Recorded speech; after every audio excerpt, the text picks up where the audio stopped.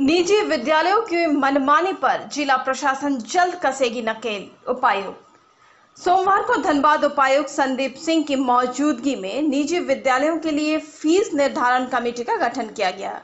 इसके लिए आयोजित बैठक में सांसद एवं विधायकों के प्रतिनिधि के अलावे जिला शिक्षा अधीक्षक एवं जिला शिक्षा पदाधिकारी मौजूद रहे। शुल्क निर्धारण कमेटी में जिले के उपायुक्त अध्यक्ष होंगे, 2 निजी विद्यालयों के प्राचार्य, स्थानीय जनप्रतिनिधि, 2 चार्टर्ड अकाउंटेंट एवं 2 वैसे अभिभावक जिनके बच्चे निजी विद्यालयों में पढ़ रहे हैं, उन्हें कमेटी में शामिल किया गया। नए सत्र के प्रारंभ से पूर्व किसी निजी विद्यालय के द्वारा 10% तक की राशि की वृद्धि की जाती है, तो इसके लिए इस कमेटी से उन्हें आदेश लेने की आवश्यकता नहीं होगी, लेकिन 10% से अधिक के शुल्क बढ़ोतरी के लिए उन्हें अपना प्रस्ताव उपायुक्त द्वारा निर्धारित इस कमेटी में रखना होगा और किसी भी निजी विद्यालय ने इसकी अवमानना की तो उन पर आरटी अधिनियम के अनुसार कार्रवाई होगी। मौके पर सांसद एवं विधायक प्रतिनिधि ने बताया कि निजी विद्यालय द्वारा की जा रही मनमानी का पुरजोर तरीके से उठाया गया। किसी भी परिस्थिति में अभिभावक का शोषण निजी विद्यालयों को नहीं करने दिया जाएगा।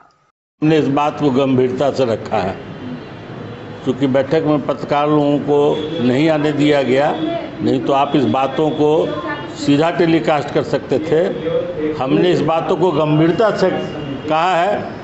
ये जो फीस जो मनमाने तरीके से जो वसूल रहे हैं, ये सब नहीं चलेगा। 10% तक ही फीस ये लोग बढ़ाने के अधिकारी हैं। अगर 10% से अधिक फीस अगर यदि लिए हैं तो सारे पैसों को वापस किया जाए।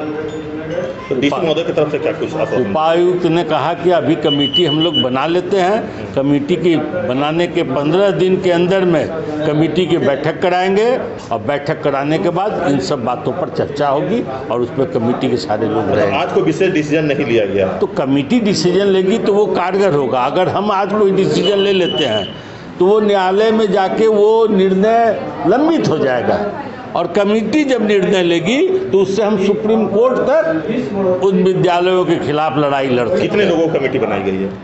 कमेटी तो ये गजट में बना हुआ है। विद्यालय 2 विद्यालय से अभिभावक रहेंगे, 1 चार्टर्ड अकाउंटेंट रहेंगे, जनप्रतिनिधि जितने हैं वो रहेंगे, उपायुक्त उसके पदेन अध्यक्ष रहेंगे, डीएससी और डीओ रहेंगे, परिवहन पदाधिकारी रहेंगे, 1 चार्टर्ड अकाउंटेंट रहेंगे। यही है कमेटी।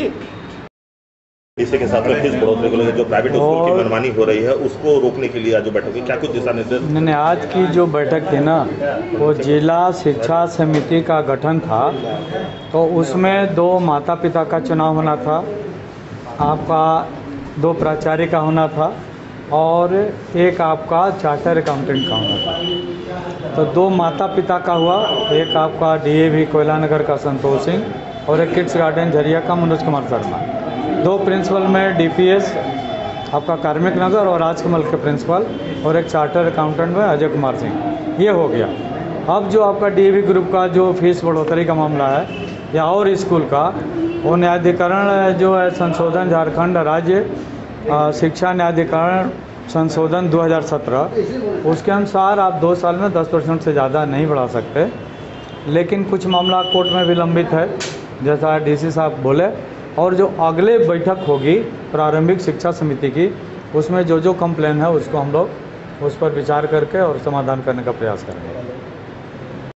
वहीं मीडिया से बात करते हुए उपायुक्त ने बताया कि शुल्क निर्धारण के अलावे निजी विद्यालयों में किताबें, ड्रेस आदि बेचने व मनमानी के संबंध में जितनी भी शिकायतें आई है उस पर जांच चल रही है। वैसे विद्यालय जो सरकारी आदेश की अवहेलना कर रहे हैं उन पर बहुत ही जल्द कार्रवाई की जाएगी।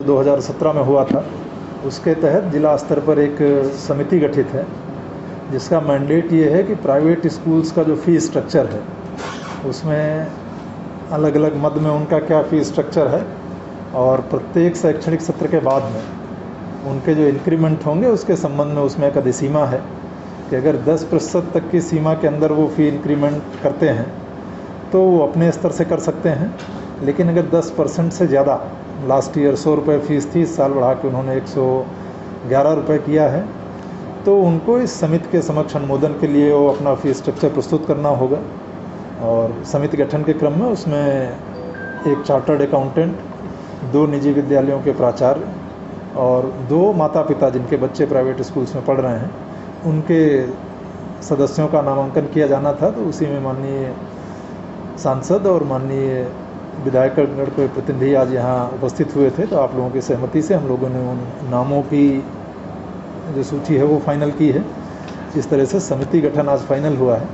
देन फुल कमेटी की जो मीटिंग है नामित सदस्यों के साथ में, वो हम लोग नियम प्रावधान जो इस अधिकार के हैं उसके तहत हम लोग करेंगे। और कहीं पर भी पेरेंट्स के, स्टूडेंट्स के फी रिलेटेड जो कंप्लेंट्स धनबाद ज़िले में अलग अलग जगहों से आ रहे हैं, तो जिला शिक्षा अधीक्षक को ये कहा गया है कि अभी तक जो कंप्लेंट्स प्राप्त हुई हैं उनकी लिस्टिंग कर लें, ताकि अगली कमेटी मीटिंग में हम लोग उन पर यथावश्यक निर्णय ले सकें। सर, जो प्राइवेट स्कूल है वहाँ पर किताबें नहीं बेची हैं, बावजूद स्कूल के कैंपस में ही किताबें बिक रही है। अभिभावक काफ़ी नाराज़ हैं लेकिन कुछ कर नहीं पा रहे हैं। दूसरी बात कि जिन बच्चों का फीस के अलावा जो अदर फीस लिया गया है, जैसे वो एनुअल फीस के नाम पे या फिर रीएडमिशन के नाम पे, रीएडमिशन का तो नाम ही हटा दिया गया है, अदर तरह के चार्जेस लगाए गए हैं। उनके अभिभावक आपके पास भी आए थे कंप्लेन लेकर के, तो उस पर अब तक क्या कुछ किया गया है? देखिए, इसमें 2 चीज़ें हैं। एक कि कोविड काल में जब फिज़िकल कक्षाएं नहीं चल रही थी, या तो कक्षाएं बंद थीं या फिर ऑनलाइन मोड से कक्षाएं चालू थीं, उस अवधि के लिए राज्य सरकार के स्तर से कुछ निर्णय लिए गए थे, जिसमें यह था कि इन मदों में फ़ीस ली जा सकती है। उनके अलावा अन्य मदों में फ़ीस अगर फिजिकल कक्षाएं नहीं चली हैं तो नहीं ली जा सकती। तो अगर उस अवधि से संबंधित शिकायतें हैं तो उस पर हम लोग विमर्श करेंगे। दूसरा कि अब चूँकि वर्तमान में फिजिकल कक्षाएं सब जगह चालू हैं, तो जो स्कूल का फ़ीस स्ट्रक्चर है आज की डेट में किसी तरह का कोई एग्जम्पशन, कोई छूट लागू नहीं है, वो फोर्स में है, प्रभाव में है। लेकिन उसमें जैसा मैंने अभी कहा कि 10% की वार्षिक वृद्धि की जो